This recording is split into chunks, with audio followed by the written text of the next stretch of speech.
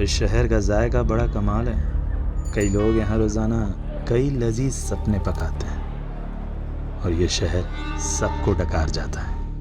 यहाँ फ्री कुछ भी नहीं है। रिश्ते, लिबास, सोच, सामान, जिस्म, जायदाद, सब कुछ महंगा है यहाँ। लेकिन मौत दाल रोटी से भी सस्ती है।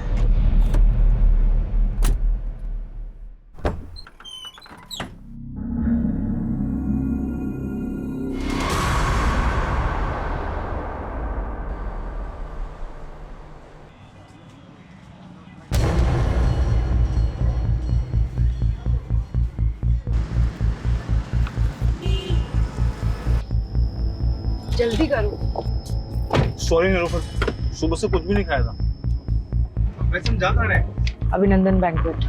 अरे हाँ, आज तो कीर्ति की शादी है ना। पहले बताया क्यों नहीं मेरे को? मैं कपड़े चेंज कर लेता। हाँ, रास्ते में तुम्हारे लिए शेरवानी ले लेते हैं। हम शादी में नहीं जा रहे स्टूपिड। तुमने जो गूफ अप करा है उसे रेक्टिफाई करने जा रहे हैं। नो एक्सक्यूज जेकब, दूल्हा विदाउट सेहरा पॉसिबल ही नहीं है। नो इश्यूज कीर्ति। और वैसे भी हमारी कम्युनिटी में सब एक्साइटेड है कि आज जेकब फर्नांडिस घोड़े पे शादी करने जाएगा। घोड़ा नहीं बुद्धू, घोड़ी होती है। सीरियसली यार, इन लोगों ने घोड़ा बुक कर दिया। हंसो मत यार, जाओ जाकर जेंडर चेंज करो। अच्छा एक मिनट, मेरी फ्रेंड नीलोफर का कॉल आ रहा है। I will see you at Jaimala. Hi Nilofer. Thank God Kirti तुमने फोन उठा लिया। मुझे तुमसे बहुत इंपॉर्टेंट बात करनी है। कीर्ति, तुम्हारा होने वाला हस्बैंड एक फ्रॉड है। ये कई बार नाम बदल के पहले भी शादियां कर चुका है। इनफैक्ट इसका टारगेट होता है कि ये रिच लड़कियां फंसाता है, फिर उनसे मोटी डाउरी लेता है और प्रॉपर्टी बेच के भाग जाता है। ये इसकी मॉडस ऑपरेंडी है यार। और ये सब तो मुझे अब बता रही हूँ। 2 महीने पहले मैंने तुम्हारी डिटेक्टिव एजेंसी को इस काम पर लगाया था ताकि पता चल सके कि वो इंसान सही है या गलत, उसका बैकग्राउंड क्या है। और तुमने क्या किया? और गोल्डी, तुमने तो मुझे सारे ग्रीन सिग्नल्स दिए थे ना कि सब सही है। उसके बाद जाकर मैंने हाँ किया। कीर्ति, गोल्डी से गलती हो गई। मैंने तुम्हें सिर्फ काम नहीं दिया था नीलोफर। मैंने समझा था तुम मेरी दोस्त हो और तुम्हारे लिए मेरे कंसर्न्स मैटर करते हैं, पर तुमने किसी चीज पर ध्यान नहीं दिया। Sorry sorry my foot Nilofer. 25 lakh लग चुके हैं शादी पे, इंक्लूडिंग योर फीस। और वहां पे ना वेन्यू के बाहर सारे गेस्ट खड़े। क्या बोलूं मैं उनको जाकर? और आज ना जेकब से ज्यादा मुझे तुम पर गुस्सा आ रहा है, और इसे ना मैं कभी भूलूंगी नहीं। मैम, कुछ बोलना भी मत। देखा, तुम्हारी वजह से कितना सुनना पड़ा मुझे। मैम गोल्डी, कुछ दिनों तक अपनी शक्ल मत दिखाना मुझे।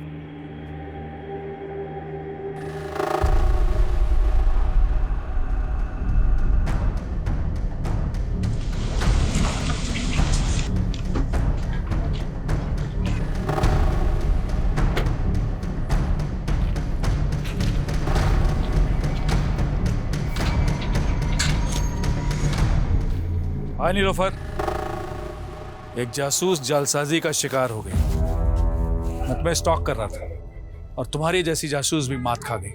तुम इतने भी स्मार्ट नहीं हो बलराम। आई न्यू इट कि तुम मुझे स्टॉक कर रहे थे। वो क्या है ना, मैं तुम्हारे मुंह नहीं लगना चाहती। अरे मैं तो लगना चाहता हूँ ना।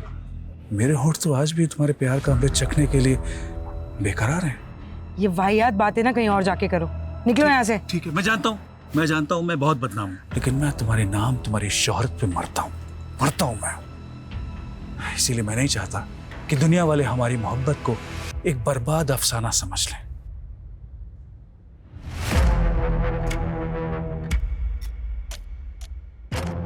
बेहतर होगा अंदर बुला लो।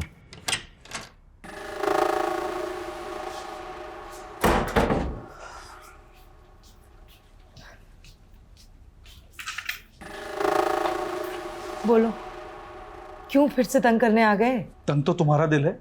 हाँ, प्यार करने में भी कंजूसी।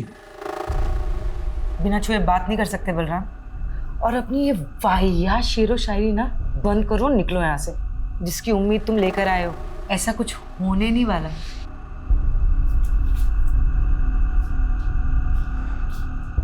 मैं तो नाउम्मीद होकर ही आया हूं।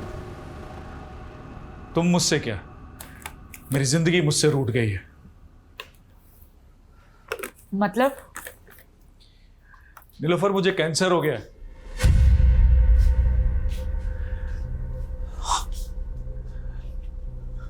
सच कह रहा हूं, मेरे पास अब ज्यादा दिन नहीं बचे हैं। मरने से पहले मैं सारे गिले शिकवे तुम्हारे साथ जो हुए दूर करना चाहता हूं। अगर तुम कहो तो बाकी बची जिंदगी तुम्हारे साथ रहने के बहाने मत ढूंढा करो यार, भरोसे के लायक नहीं हो तुम। और अब मुझे तुमसे कोई मतलब नहीं। तुम्हारा मुझसे कोई मतलब नहीं है? कोई मतलब नहीं है तुम्हें मुझसे? तो मेरी जिंदगी का कोई मतलब नहीं है। हर्ष क्या है? मैं पागल नहीं हूँ, तुम्हें ड्रामा लग रहा है? मैं अभी करके दिखाता हूँ। पागलपन मत करो।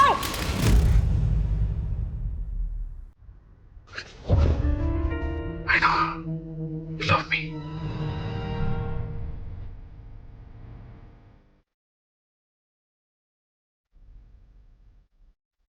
देखिए मेरी मोहब्बत, तुम ऐसे ही मुझे अपनी जिंदगी से दूर नहीं कर सकती Nilofer. I know you love me. Still hate you. सच्ची?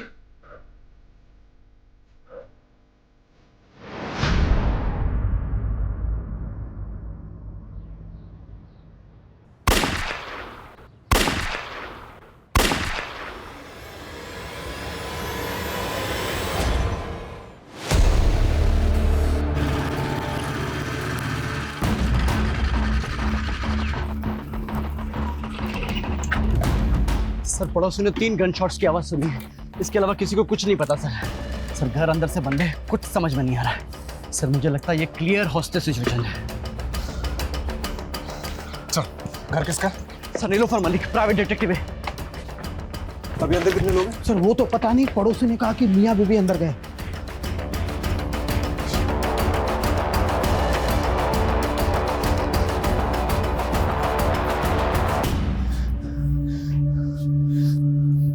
जैकेट का बुलेट प्रूफ? सर, पता नहीं था यहाँ जरूरत पड़ेगी, लेकिन मंगवाई है। उसका टाइम नहीं है हमारे पास, इंटरलॉक तोड़ना पड़ेगा।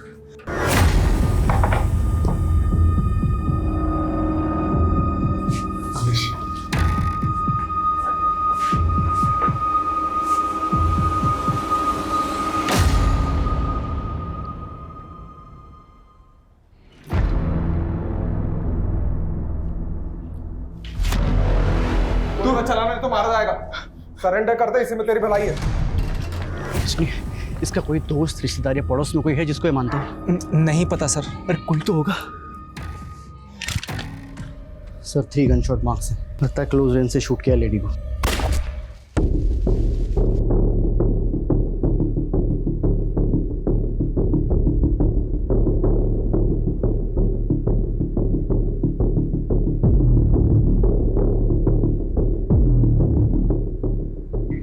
फॉरेंसिक को बुलाओ और उनको बोलो प्रीलिमिनरी रिपोर्ट जल्दी मुझे, और ये डेड बॉडीज को पोस्टमार्टम के लिए भेजो। जी सर।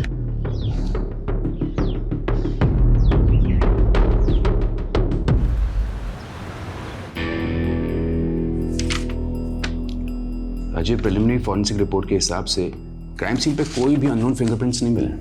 गन के ट्रिगर पे भी जो फिंगरप्रिंट है वो बलराम के है। इसका मतलब साफ है कि बलराम ने नीलोफर को शूट किया and then he shot himself. क्या सोच रहा है? अगर ऐसा ही हुआ है तो बलराम ने खुद को मारने से पहले ये क्यों बोला कि वो अपनी बीवी को बचा नहीं पाया? राजीव, हम सोचते हैं कि मरने वाला कभी झूठ नहीं बोलता, लेकिन यहाँ सबूत सच बोल रहे हैं। हस्बैंड वाइफ के बीच में जो भी कुछ हुआ, उसके बाद हस्बैंड ने वाइफ को मारा और फिर जेल जाने के डर से या फिर गिल्ट की वजह से उसने अपने आप को गोली मारी। आई फील ये ओपन एंड शट केस है राजीव। लेकिन मर्डर वेपन एक पिस्टल है, वो कहाँ से आया, उसके सोर्स की प्रोफाइलिंग तो करनी पड़ेगी ना। राजीव, मारने वाला पिस्टल कहीं से भी अरेंज कर सकता है और इस पॉइंट को अंडर कंसिडरेशन रखकर भी हम केस को क्लोज कर सकते हैं ना। देख, इस पे इतनी एनर्जी वेस्ट मत कर। एक काम कर, पोस्टमार्टम के बाद उन दोनों के रिलेटिव्स को ढूंढो, उनकी बॉडीज हैंड ओवर कर दो and that will be all.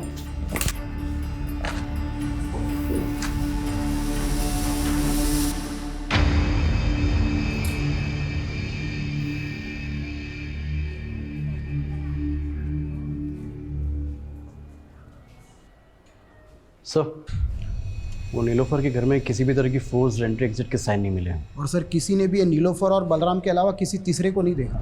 ये बलराम और नीलोफर के रिश्तेदारों को पता चला? नहीं सर, लेकिन इतना पता चला है कि ये जो नीलोफर है ना, ये NRI थी और इंडिया में तो इसके कोई भी रिलेटिव नहीं थे। और सर हाँ, यहाँ पर इसके डिटेक्टिव एजेंसी है और इसका एक असिस्टेंट है गोल्डी। और बलराम? सर बलराम को तो यहाँ के लोग पिछले 1 साल से ही जानते हैं, क्योंकि ये बलराम ने नीलोफर के साथ पिछले 1 साल पहले ही शादी की थी और नीलोफर के घर में ही रह रहा था। बाकी की फॉर्मेलिटीज लोकल पुलिस कर लेगी। दोस्तों जी अपने पुराने केस में लगते हैं। जी सर। ये बलराम की बातें मेरे दिमाग में अभी तक गूंज रही है। हमारे नीलोफर के घर में घुसने के पहले जो कुछ भी हुआ होगा वो बहुत बड़ा सवाल है। हमें नीलोफर और बलराम के बारे में पता करना चाहिए। हो सकता है कुछ जवाब मिल जाए। क्या नाम बताया था असिस्टेंट का? गोल्डी। नीलोफर के साथ कब से काम कर रहा था? सर तकरीबन 5 साल से। हमने सुना नीलोफर NRI थी। हाँ सर, अमेरिका से। एक्चुअली उन्होंने वहाँ पे एक डिटेक्टिव के साथ काम किया था। अपने पेरेंट्स की डेथ के बाद वो इंडिया आ गई थी और उन्होंने अपनी एजेंसी यहीं खोल ली थी। और ये बलराम, इसके बारे में क्या क्या जानते हैं? सर बलराम सर मस्त किस्म के इंसान थे और वो अपने आप को आज़ाद मुसाफिर कहते थे। तो मुसाफिरों के ठिकाने भी तो होते हैं। कहाँ का रहने वाला था ये?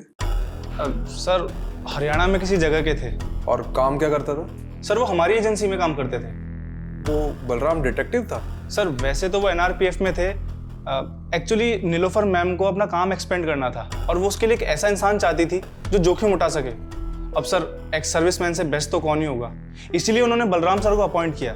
लेकिन क्या इंस्ट्रक्शन दिया था तुमको बलराम? जोशी का पीछा करना था ना, और तुम उसी के साथ हाथापाई करके आ गए। अरे पीछे ही कर रहा था मैं जोशी की कार का। उसने अचानक कार में ब्रेक मारी, मेरी बाइक टकरा गई। साली की बैकलाइट क्या फूटी, थप्पड़ मार दिया उसने मुझे, तो मैं क्या करता? अरे तुम्हारी इसी बेवकूफी की वजह से जोशी को पता चल गया कि मेरा क्लाइंट उसकी जासूसी करा रहा है। तुम छोड़ो ये जासूसी, एक बाउंसर की नौकरी ढूंढ लो, वही सूट करती है तुमको। और तभी उनका प्रोफेशनल एसोसिएशन खत्म हो गया। लेकिन सर इतने डिफरेंसेस के बावजूद भी उन दोनों में प्यार हुआ और सर पिछले ही साल उन्होंने शादी भी की थी। एक बात बता कि बलराम नीलोफर को मार सकता है? सर मुझे नहीं लगता। तो कौन मार सकता है नीलोफर को?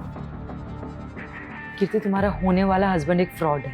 जेकब से ज्यादा मुझे तुम पर गुस्सा आ रहा है और इसे ना मैं कभी भूलूंगी नहीं।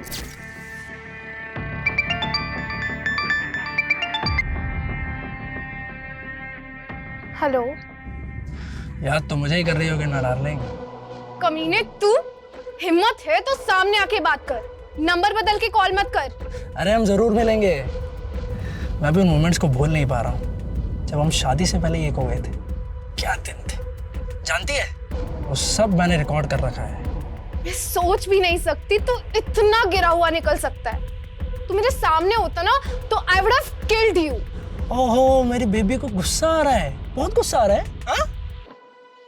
मुझे भी आया था उस डिटेक्टिव पे जब वो कबाब में हड्डी बन गई थी, पर अब मेरा गुस्सा शांत हो गया। May your friend Nilofer rest in peace.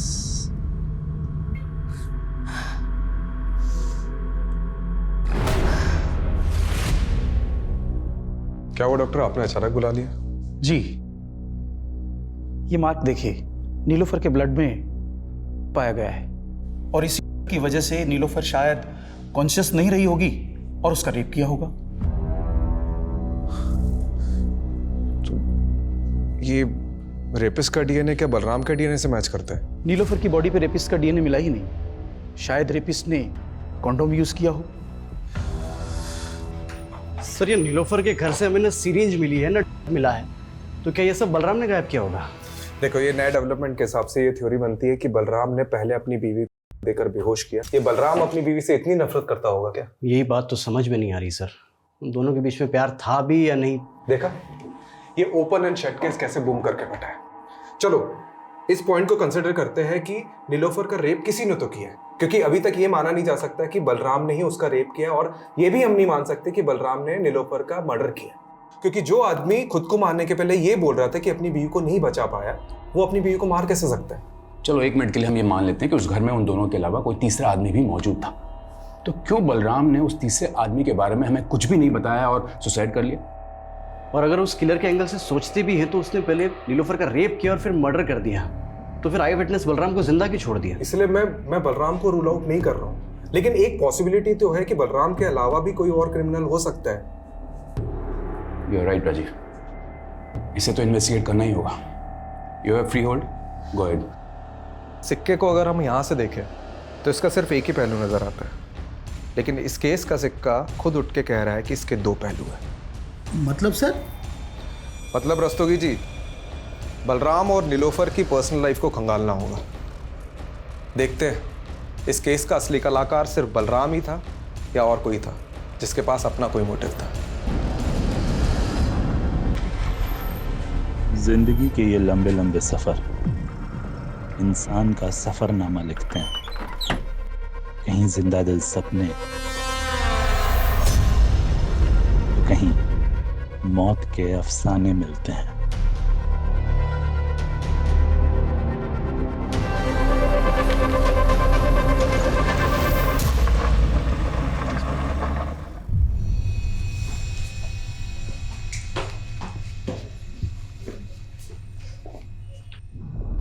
अरे कनक बेटा, अरे इतनी सी बात पे कोई रोता है क्या? हाँ, रोते नहीं है बेटा। ये देखो, मैं तुम्हारे लिए क्या लेके आया। देखो, ये गोलू मोलू सा गुड्डा, अब हम दोनों इससे खेलेंगे। ये पसंद नहीं आया? ठीक है, तो मैं तुम्हें दूसरे खिलौने दिला दूं। कनक, क्या हुआ बेटा? अरे सरगुन दीदी, आप इंटरव्यू के लिए चली गई, ये बेचारी डर गई। पर जॉब भी तो जरूरी है ना हरीश। अरे कहाँ, आप ये जॉब वॉब के चक्कर में पड़ी हुई है दीदी। एक काम करता हूँ, आपका जो घर है बहुत प्राइम लोकेशन पे, इसको गिरवा के 4 माले बनवा देता हूँ और आराम से बैठ के किराया खाना और मेरी लागत चुकाते रहना। पर हरीश, इसमें तो लाखों रुपए लगेंगे, इतना पैसा मैं कहाँ से चुकाऊंगी? उसकी टेंशन आप मत लो। आप एक काम करना, इसमें से एक माला मुझे दे देना, बीच वाला माला मैं रख लूंगा, और आप ये जॉब वॉब का चक्कर छोड़ दो दीदी। सर, नीलोफर की कार पे फास्टैग लगा हुआ था। मैंने उसकी ट्रांजैक्शन डिटेल्स निकलवाई तो एक इंटरेस्टिंग बात सामने आई है। मर्डर वाले दिन नीलोफर ने सुबह 7 बजे ग्रेटर नोएडा टोल नाका क्रॉस किया था। सर, उस दिन यूपी से दिल्ली आई थी। यूपी में कहाँ गई थी वो? सर, इसका जवाब तो गोल्डी के पास भी नहीं है, लेकिन हमने नीलोफर का फ़ोन अनलॉक करवाया तो कॉल हिस्ट्री के मुताबिक मर्डर वाले दिन नीलोफर की बात किसी कीर्ति सागर से हुई थी। तो ये कीर्ति सागर से मिलो, और क्राइम सीन पे नीलोफर के फ़ोन के अलावा लैपटॉप भी था ना, तो उसे भी तो देखो। मैं तब तक NRPF जाकर बलराम के बारे में पता करता हूँ, और तुम लोग नीलोफर और बलराम इससे जुड़े एक एक इंसान की प्रोफाइलिंग करो। बलराम सर ही 2009 तक NRPF में ही काम कर रहा था, फिर उसे बर्खास्त कर दिया गया। क्यों? उस पर अटेम्प्ट टू मर्डर का चार्ज लगा था। Attempt to murder? जी, 7 साल की कैद भी हुई थी उसे। 2009 से 7 साल, मतलब 2016 तक तो वो जेल में ही रहा होगा। ये किसका मर्डर करने की कोशिश की थी उसने? विक्रांत सिसोदिया का, वो उसका कलीग था। बहुत दिनों बाद आ रहा है ना शादी से। विक्रांत! बलराम, क्या कर रहा है ये? 7 साल बाद बलराम सैनी तो कैद से रिहा हो गया। ऐसा क्या हुआ था कि बलराम अपने ही दोस्त का दुश्मन बन गया? बलराम को शक था कि उसकी बीवी का अफेयर उसके दोस्त के साथ है। लेकिन बलराम और नीलोफर की शादी तो 1 साल पहले हुई थी। इसका मतलब है कि नीलोफर के पहले भी बलराम की शादी हो चुकी थी। जी हाँ, उसका एक बेटा भी है। कहाँ है आजकल? बलराम फरीदाबाद का रहने वाला था, हो सकता है उसकी फैमिली भी वहीं रहती हो। ये लीजिए उसका एड्रेस। हाँ, मैंने अच्छे से सोच लिया है। आप तुरंत पिटीशन फाइल कर दीजिए। जी हाँ, मैं मिलता हूँ आपसे। ओके। संकेत कहाँ जा रहा है और कौन सी पिटीशन फाइल करने की बात कर रहा है? अपने बाप की चिता तो नहीं जला पाऊंगा, तो सोचा कुछ ऐसा करूं जिससे मेरी भी आंखें खुल जाए और आपकी भी। संकेत, साफ साफ बोल, पहेलियां मत बुझा। पहेलियां ही सुलझा रहा हूं माँ, पहेली सुलझ जाएगी तो बात करेंगे।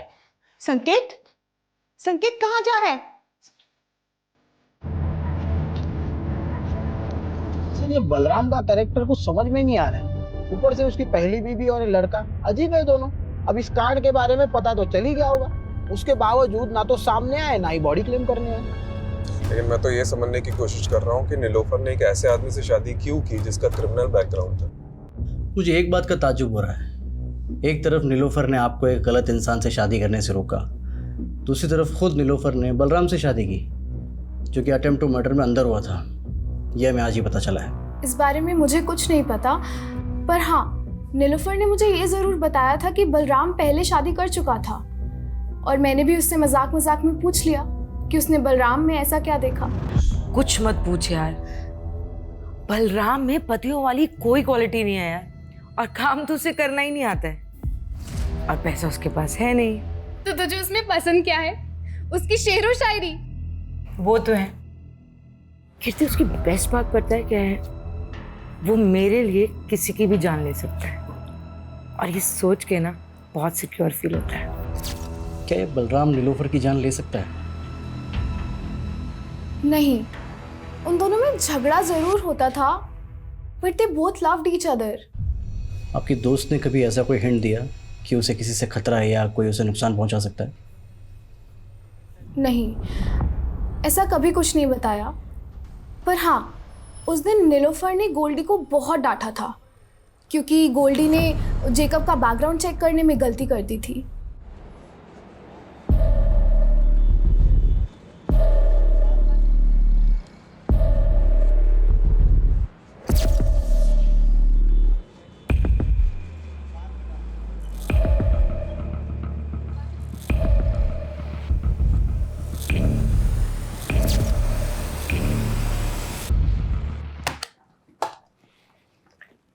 देखो संकेत, मैंने तुम्हारी ये पिटीशन तो फाइल कर दी है कि तुम्हें बलराम सैनी के साथ अपना डीएनए मैच कराने का मौका दिया जाए, पर तुम ये सब करना क्यों चाहते हो?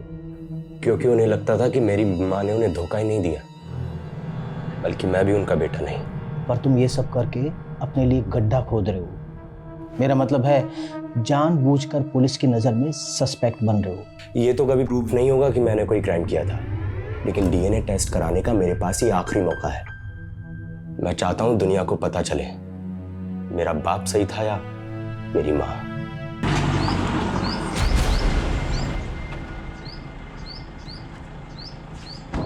हमें समझ नहीं आ रहा है कि जो नीलोफर का रेप हुआ है, मर्डर हुआ है, वो बलराम ने ही किया है कि नहीं।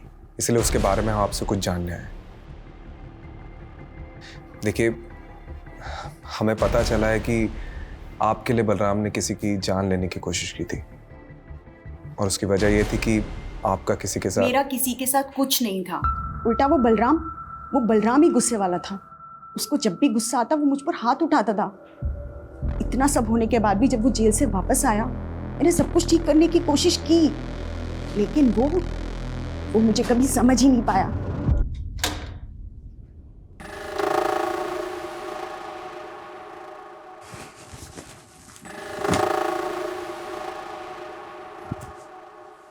देखो, मैं यही चाहती हूँ कि हम नए सिरे से जिंदगी शुरू करें। नई जिंदगी नए सिरे से? विक्रांत के बाद कोई नया यार मिला क्या? बोलना, कोई नया यार मिला क्या? जेल जाके भी तुम्हारे दिमाग से कचरा नहीं निकला ना? अरे कैसे समझाऊं, तुम्हें गलतफहमी हुई थी। चुप, बिल्कुल चुप, मुझे कोई गलतफहमी नहीं हुई है।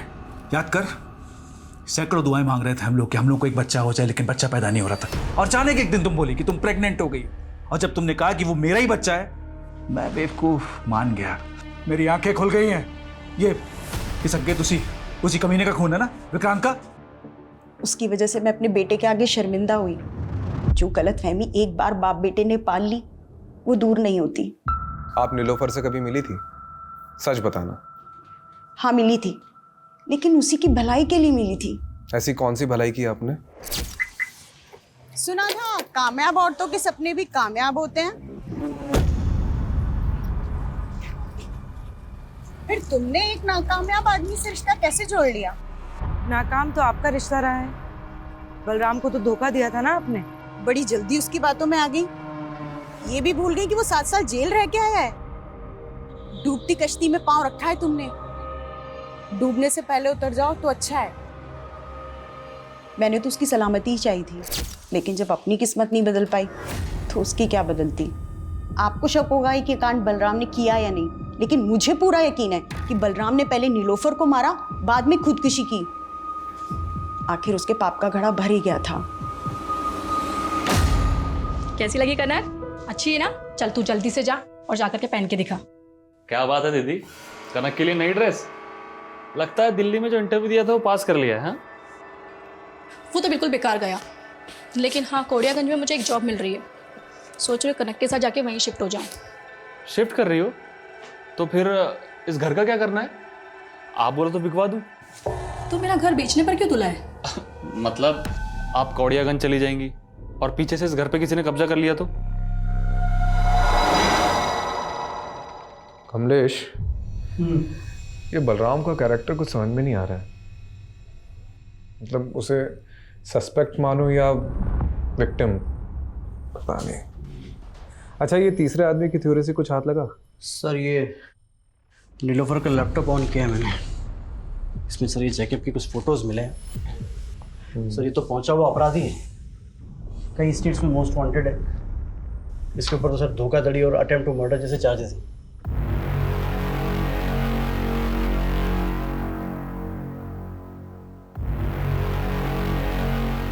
ये नीलोफर ने इसी का भांडा फोड़ा था ना? कहीं इसने तो कांड नहीं किया? ये फोटोज देख, ये कैसी फोटोज है? एक मिनट। ये फोटो में तो यूपी लिखा हुआ है। मतलब ये फोटो यूपी में किसी एरिया की है और मर्डर वाले दिन नीलोफर यूपी से दिल्ली आ रही थी। उसकी फास्टैग की ट्रांजैक्शन डिटेल्स के हिसाब से वो यूपी काफ़ी आ जा रही थी, लेकिन अभी तक ये पता नहीं चला है कि यूपी में जा कहाँ रही थी। ठीक है, इसे गोल्डी को दिखाते हैं, हो सकता है वो किसी केस में काम कर रही है। और नीलोफर के पुराने केसेस भी चेक करो। ठीक है।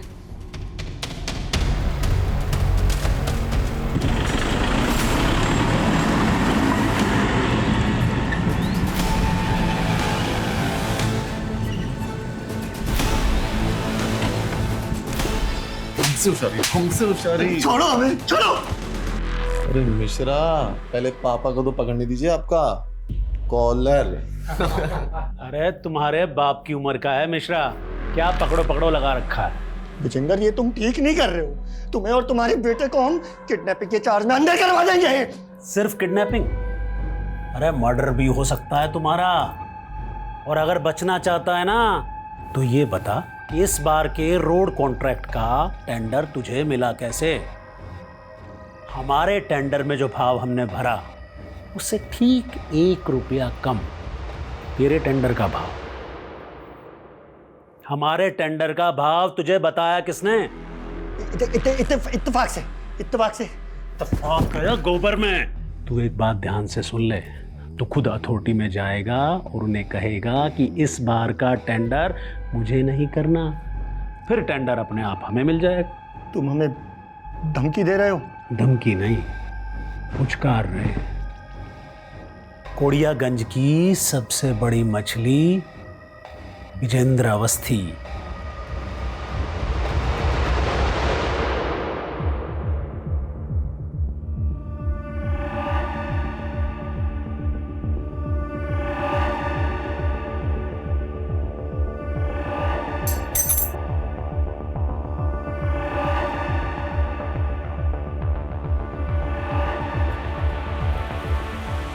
ये चाबी इस बुक में क्या कर रही है? सर वो नीलोफर मैम के घर की चाबी है।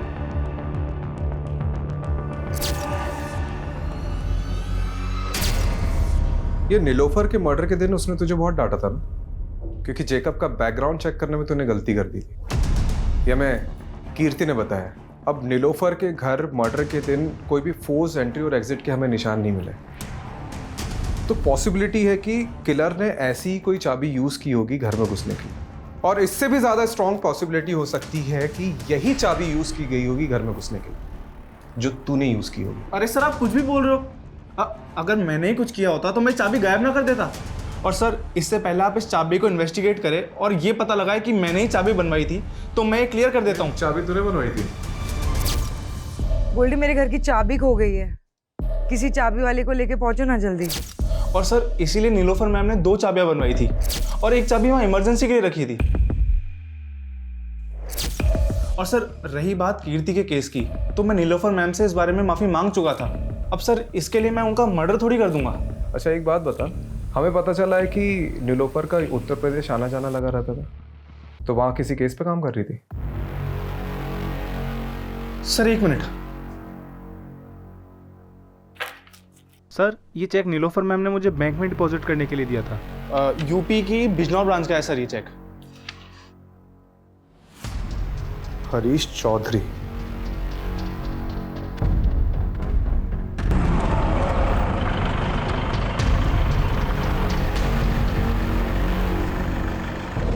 सर दरअसल मैंने ही वो चेक दिए थे एडवांस नीलोफर। किस चीज़ का एडवांस चेक? सर मेरी कजिन सिस्टर है सरगुन, 2 महीने से मिसिंग है। उन्हीं को ढूंढने के लिए मैंने नीलोफर को हायर किया था। मैंने बिजनौर थाने में भी दीदी का मिसिंग केस फाइल किया था, लेकिन पुलिस कुछ कर ही नहीं रही है। हरीश तुम बिल्कुल परेशान मत हो, सरगुन को ढूंढने में मैं तुम्हारी पूरी मदद करूंगी। वो करती क्या थी? वो जॉब ढूंढ रही थी और इसी सिलसिले में वो दिल्ली के किसी मॉल में एक आदमी से मिली थी। वो कोई मामूली आदमी नहीं है हरीश, वो कोड़ियागंज के सबसे रईस आदमी का बेटा है। वो सोशल वर्कर भी है और साथ ही उसकी बहुत सारी कंपनीज भी है। उसी ने मुझे मिलने के लिए कोड़ियागंज बुलाया था। कोड़ियागंज? माँ, मैं भी आपके साथ चलूंगी। अरे बेटा, पहले मैं तो जाकर नौकरी पक्की कराऊं, उसके बाद तुझे भी ले चलूंगी। लेकिन उस दिन के बाद से दीदी कभी लौटी नहीं सर। ये नीलोफर ने सरगुन के बारे में कोई अपडेट दी थी? सर वो बता रही थी कि कोड़ियागंज का कोई सबसे रईस आदमी है, विजेंद्र अवस्थी करके, और उसके बेटे का नाम अमरीश है। तो उन दोनों की फ़ोटो उसने मुझे दिखाई थी। फ़ोटो है अभी? हाँ सर, ये देखिए सर।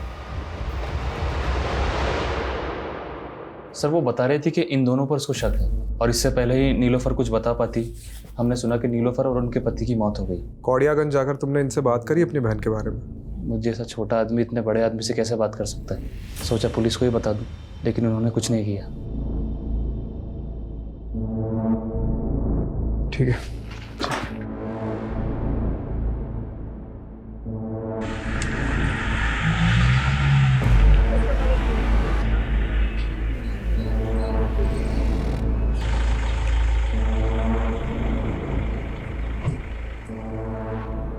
अरे कौन डिटेक्टिव?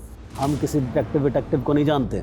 डिटेक्टिव नीलोफर, 16 तारीख को दिल्ली में उसका रेप हुआ, उसके बाद उसका मर्डर हुआ, और वो सरगुन को ढूंढते ढूंढते यहाँ पे आई थी। हो सकता है आपसे भी मिली। अरे हमने आपको कहा ना कि हम किसी डिटेक्टिव को नहीं जानते। और सरगुन, आपका बेटा तो पक्का उसे जानता होगा, क्योंकि आपके बेटे ने जॉब का झांसा देकर उसे यहाँ बुलाया था। आपके पास कोई सबूत है कि हमारे बेटे ने उसे यहाँ बुलाया या कोई जॉब का झांसा दिया? पिछले 2 महीने से दुबई में है वो। आपको कोई कहानियां बता रहा है हमें बदनाम करने के लिए। देखिए अवस्थी जी, बस रहने दीजिए, जा सकते हैं आप लोग यहाँ से। ये पता करो कि अवस्थी का बेटा सच में दुबई गया था कि नहीं। ठीक है यार, ये केस तो पहले ही बनता जा रहा है। अभी तक हमने बलराम को क्लीन चिट नहीं दी है, और अब तीसरे आदमी के थ्योरी के हिसाब से और सस्पेक्ट सामने उभर कर आ रहे हैं। जैकब, रंजना और ये विजेंद्र अवस्थी, बाप बेटे। पता नहीं और कितने सस्पेक्ट सामने उभर कर आएंगे।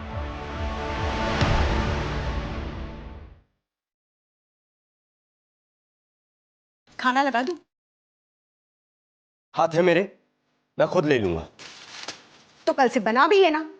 अरे कितनी बार समझाया है, तू समझता क्यों नहीं है? बस कीजिए आप, अब ये झकझक खत्म होने ही वाली है। डीएनए रिपोर्ट आते ही आप अपने रास्ते, मैं अपने रास्ते।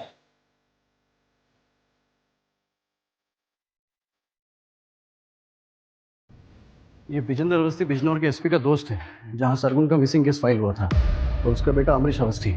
इसका दुबई जाना उसी दौरान हुआ था जब सरगुन गायब हुई थी। तो सरगुन को गायब करने में इन लोगों का हाथ है, और नीलोफर इन्हें इन्वेस्टिगेट कर रही थी। हो सकता है उसके साथ भी कुछ ऐसे ही हुआ। सर, जब नीलोफर को इन लोगों ने मार डाला है तो सरगुन पिछले 3 महीने से कहाँ गायब हुई है? वो गायब ही है कि उसको भी।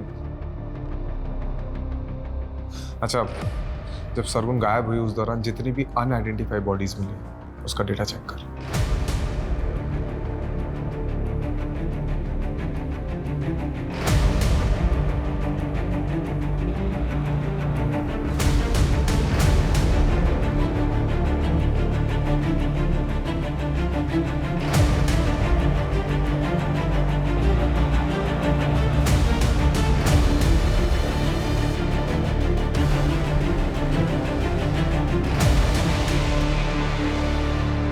सर, 3 महीने पहले हापुड़ में एक औरत की डेड बॉडी मिली थी, जिसकी डिटेल बिल्कुल सरगुन से मिलती है।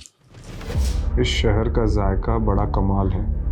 कई लोग यहाँ रोज़ाना कई लजीज सपने पकाते हैं, और ये शहर सबको डकार जाता है। यहाँ फ्री कुछ भी नहीं, रिश्ते, लिबास, सोच समझ, जिस्म, जायदाद, सब कुछ महंगा है यहाँ। लेकिन मौत दाल रोटी से भी सस्ती। सर सरगुन की तरह नीलोफर भी रेप पीड़िता थी, तो क्या दोनों का कातिल एक ही होगा? सरगुन की लाश के पास में पोइट्री मिलना, मुझे ये सरगुन का केस नीलोफर के केस से बिल्कुल अलग लग रहा है। ये यूपी और दिल्ली में हुए रिसेंट रेप केसेस की मैंने डिटेल्स भी निकलवाई है। सिक्के का दूसरा पहलू ढूंढते ढूंढते पहला भूल गया क्या? देख, सब जानते हैं कि बलराम शेर व शायरी का शौकीन था, तो हम ये क्यों नहीं सोच रहे कि वो भी तो ये सब चीज़ कर सकता है। और हो सकता है कि नीलोफर को बलराम की सच्चाई का पता चल गया और बलराम ने नीलोफर को।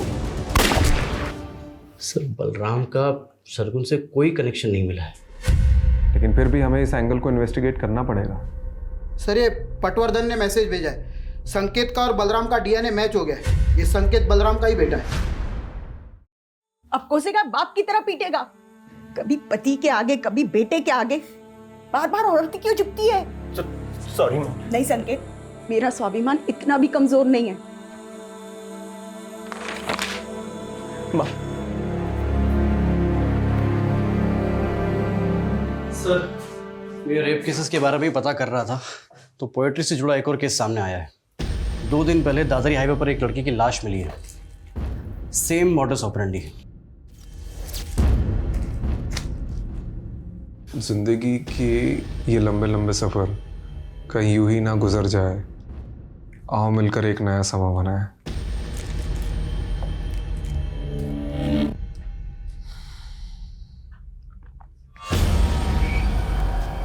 कहीं हम किसी सीरियल किलर से तो डील नहीं कर रहे। लेकिन सर नीलोफर का केस अब भी इन दोनों केस से अलग लग रहा है।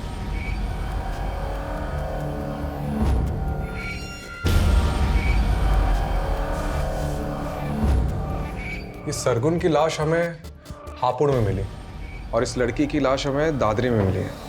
दादरी और हापुड़ इन दोनों का डिस्टेंस लगभग 50 किलोमीटर है और नीलोफर अक्सर ग्रेटर नोएडा से होकर गुजरती थी और यही रास्ता हापुड़ से होते हुए कौड़ियागंज तक जाता है और जितने क्राइम्स हुए हैं वो इसी एरिया में हुए। तो हो सकता है कि क्रिमिनल इसी एरिया का हो और नीलोफर का इन्वेस्टिगेशन एरिया भी यही हो। सर इस केस में दादरी पुलिस के पास एक लीड है। उनको क्राइम सीन के पास एक कैब दिखी थी जो उन्हें सस्पिशियस लगी थी, लेकिन सर अभी तक ना उस कैब का नंबर मिला है और ना ही कुछ और। सर ये कैब ढूंढना मतलब समंदर में से सुई ढूंढने जैसा है। लेकिन इसके अलावा कोई ऑप्शन नहीं है। ठीक है, एक काम करो, इस एरिया के सारे लोकल और आउट स्टेशन कैब प्रोवाइडर से कांटेक्ट करो। सारी प्राइवेट कैब होल्डर्स, उनके ड्राइवर्स, कस्टमर्स, ट्रैवलर्स सबसे कांटेक्ट करो। ठीक है। ये किलर शायरी करते हैं, इसके सारे ट्रेड्स रिकॉर्ड करने होंगे।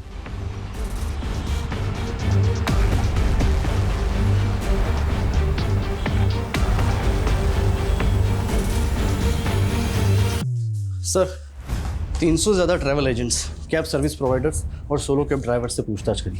कुल मिला के 700 लोगों से हमने पूछताछ करी सर, और टोटल 27 लोगों को हमने जीरो डाउन किया है जो मर्डर के वक्त दादरी वाले क्राइम सीन एरिया के आसपास थे। इन सबको बुलाओ।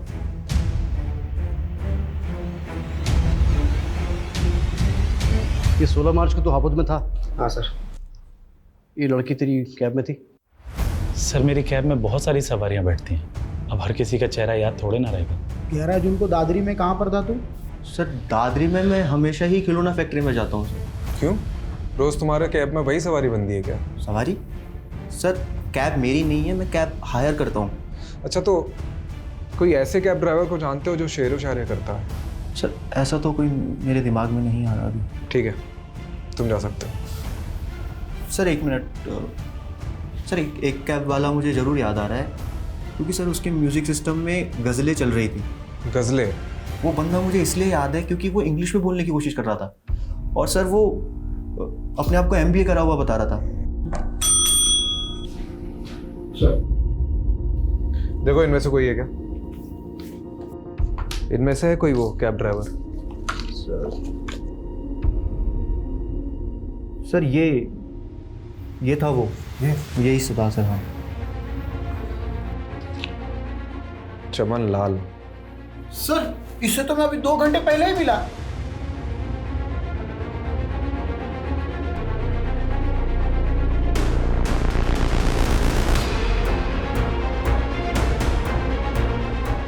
सर हो रही।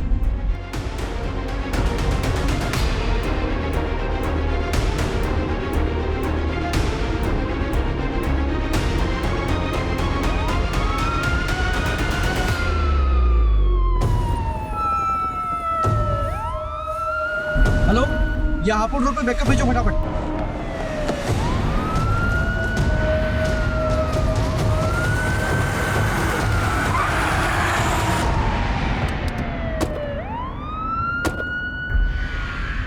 सर दुनिया ने मेरी कदर नहीं की। एमबीए किया तो जॉब नहीं मिली, जॉब नहीं मिली, पैसा नहीं, लड़की नहीं, शादी नहीं, कुछ नहीं। एक एमबीए वाले की फ्रस्ट्रेशन समझते हैं आप सर? फ्रस्ट्रेशन में कैब चलाना पड़ा। वो उन दिनों एक कपल मेरे कैब का रेगुलर कस्टमर था। वो दोनों चिपक चिपक के ना मेरी जलाते रहते थे। तो बस मैंने एक दिन हिडन कैमरा लगा दिया, फिर वो वीडियो बनाकर मैंने उस लड़की को ब्लैकमेल किया। वो मुझे लाखों देने को तैयार थी, पर पता है सर मैंने उससे क्या मांगा? उससे उसका जिस्म। तब से ना तलब सी हो गई मुझे लड़कियों। और सरगुन को क्या बोला तूने कि तू विजेंद्र अवस्थी का बेटा है?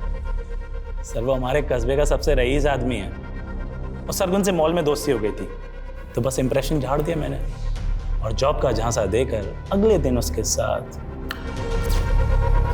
फिर सारा मालूम पड़ा कि वो नीलोफर सरगुन का पता करते करते कौड़ियागंज पहुंच गई है। एक्सक्यूज मी जी, आप विजेंद्र अवस्थी का घर जानते हैं? जी पास ही में, आइए आपको ले चलता। चलिए। वैसे विजेंद्र अवस्थी के यहाँ आपको क्या काम पड़ गया? विजेंद्र जी के बेटे मेरी दोस्त के दोस्त हैं, इसीलिए कुछ काम था। उस नीलोफर को देखते ही ना अंदर से ना वो सेक्स वाला लव जाग गया। बस उसका पीछा किया, पीछा करते करते मालूम पड़ा अरे वो तो डिटेक्टिव। बस तबीयत ना निखर सी गई मेरी कि इस बार शेर एक शेरनी का शिकार करेगा। फिर एक दिन कैफे में बैठी थी तो उसकी टेबल पे चाबी रखी थी, बस मैंने चाबी उठा ली।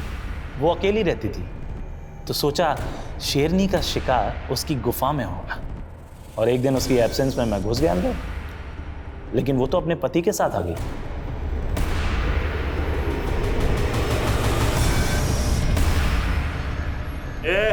चल छोड़। कौन है? चढ़ फटाफट, इधर चल। चल कौन है? चल इधर। कौन है? चल इधर। इधर इधर इधर वरना गोली मार दूंगा। देखो तुम्हें इधर फटाफट इसका हाथ मार। बहुत बड़ा गोली मार।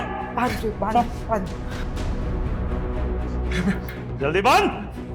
क्या चाहिए तेरे को?